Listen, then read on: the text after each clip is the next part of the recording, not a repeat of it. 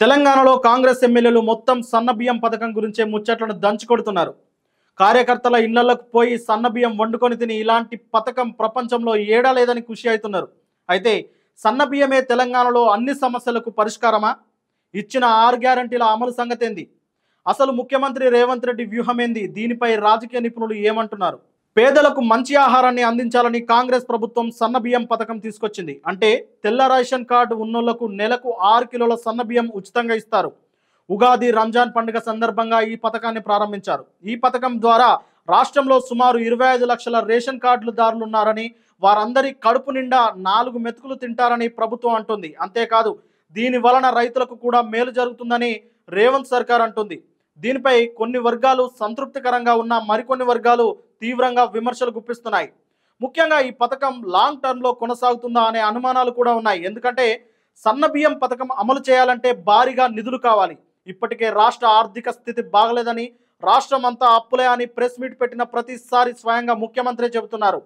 ఈ పథకం ఖర్చులో 65% రాష్ట్ర ప్రభుత్వమే భరిస్తుందని ఉత్తమ్ కుమార్ రెడ్డి కూడా ఇదివరకే చాలాసార్లు అన్నారు. ప్రతి నెల అన్నన్ని నిధులు ఈ పథకానికి మలిపితే మిగతా పథకాల సంగతేంటని విశ్లేషకులు అంటున్నారు. ముఖ్యంగా 6 గ్యారంటీల అమలు గురించి ప్రతిపక్షాలు అడుగుతూనే ఉన్నాయి. తెలంగాణలో నీటి కొరత, నిరుద్యోగం, విద్య, వైద్యం, రోడ్లు వంటి అనేక సమస్యలు ఉండనే ఉన్నాయి. గ్రామాలకు వెళ్తున్న ఎమ్మెల్యేలను ప్రజలే స్వయంగా నిలదీస్తున్నారు. కరెంటు కోతల గురించి అడిగితే మొహం చాటేస్తున్న సంఘటనలు చూస్తూనే ఉన్నాం.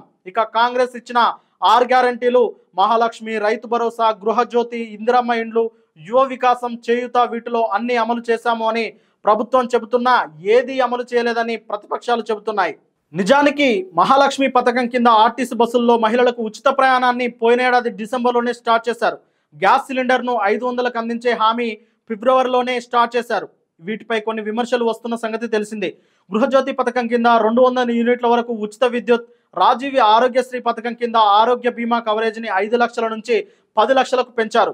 ఇంకా అమలు కాని హామీలు చూసుకుంటే మహిళలకు నెలకు 2500 ఆర్థిక సాయం లేదు. ఇది మహాలక్ష్మి పథకంలోని భాగమే. ఇక రైతు భరోసా చూసుకుంటే రైతులకు ఎకరానికి 15,000, కౌలు రైతుకు, వ్యవసాయ కూలీలకు 12,000, వడ్లపై 500 బోనస్ లేదు.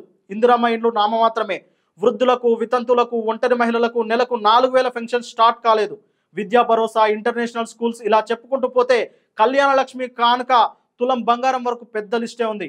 ఇవన్నీ పక్కకు పెట్టి సన్నబియ్యం పథకంతో సన్నాయి నొక్కులు అంటూ ప్రతిపక్షాలు దెప్పిపొడుస్తూ ఉన్నాయి.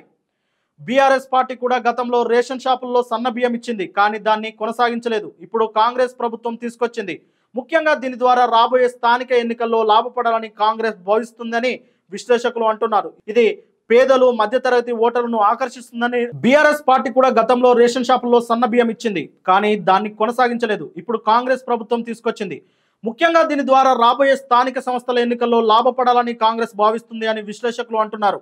ఇది పేదలు, మధ్యతరగతి ఓటర్లను ఆకర్షిస్తుందని రేవంత్ రెడ్డి ఆశిస్తున్నారు. చూడాలి మరి ఈ పథకం కాంగ్రెస్ కు ఎంతవరకు కలిసి వస్తుందో. మా విశ్లేషణపై మీ అభిప్రాయాన్ని కామెంట్ రూపంలో తెలియజేయండి.